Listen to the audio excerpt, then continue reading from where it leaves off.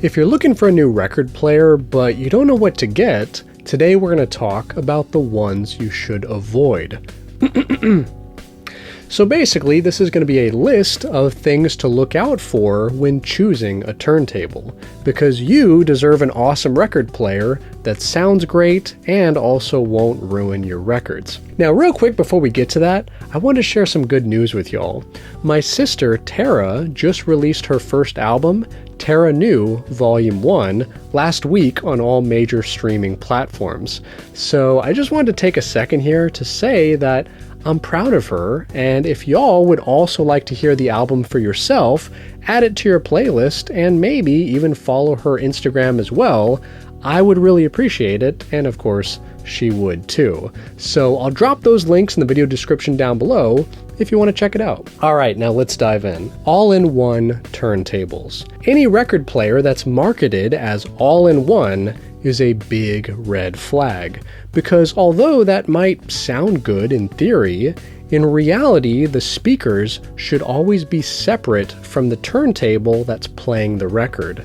And the reason for that is because speakers cause vibration as they play music, especially at louder volumes, and these vibrations can travel up the record player and affect the stylus, or record needle, which is the most sensitive part of your turntable.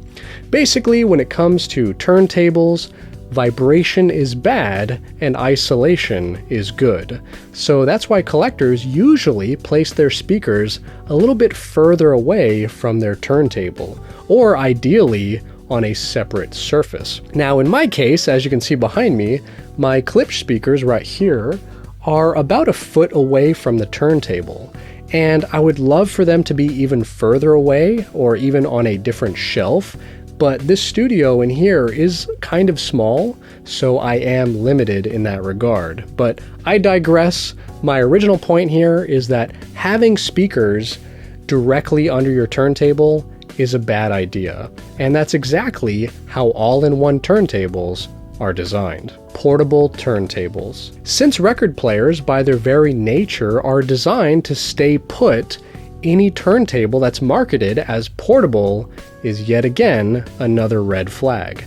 Now, there's one brand in particular that I won't name, but if you've watched my channel in the past 8 years, you already know who it is. And they always seem to label their suitcase-style record players as lightweight and portable. Again, on the surface, this might sound like a good feature. You can carry it around and travel with it. What's not to love, right? Well, if on the other hand we look at some of the higher quality record players, like the Fluence RT85, the RT81, the Audio-Technica LP120X USB, the pro-ject debut Carbon Evo, the U-Turn Orbit, and many others, all of them seem to have the same thing in common. They never market themselves as lightweight and portable. In fact, oftentimes they take the opposite approach, and they'll even tell you how heavy and dense their materials are, like their acrylic platters or their plinth. So essentially, to them, the heavier and less portable the turntable is, the better. And I would agree. Basically, since turntables are meant to stay in one place, the heavier they are, the more stable they are. And that reduces vibrations, which, as we've learned, is definitely a good thing.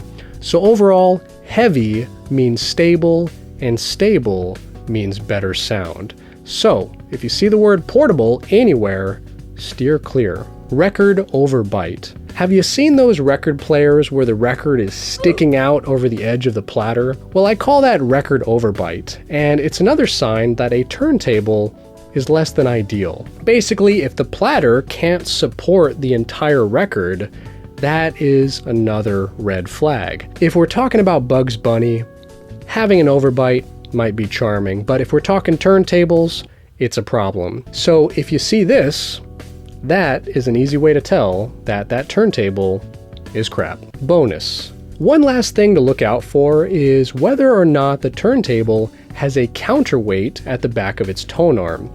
This is another hallmark of quality. Now, although some turntables, like the Audio-Technica LP60X and the Sony PS LX310BT, don't have a counterweight and are still great turntables, the vast majority of the higher quality turntables will have one. So yet again, this is another easy way to tell if a turntable is of a better quality. So overall, if you steer clear of these all-in-one portable record overbite turntables that don't have a counterweight at the end, then you will be basically avoiding the worst record players currently on the market. And if you want to know which record players you should consider picking up, then you can watch this video right here, which will show you my top 5 choices. These are all good quality and are also very affordable, so be sure to check those out as well. Alright, now before we go, today's sonic experiment of the day is Revolution 9 by the Beatles. Yeah, not really a song, but interesting nonetheless. Check it out on YouTube with headphones. It's crazy. So anyway, if you have a suggestion for a song of the day as well, post in the comments down below, and you might see it in a future video. Okay, now what do you think are some traits of the worst record players around? Let me know down in the comments below, and if you love record collecting as much as I do, then feel free to subscribe to the channel and hit the little bell right down there so you won't miss out on any new videos. And most importantly of all, have an awesome day, stay safe, and keep spinning that vinyl.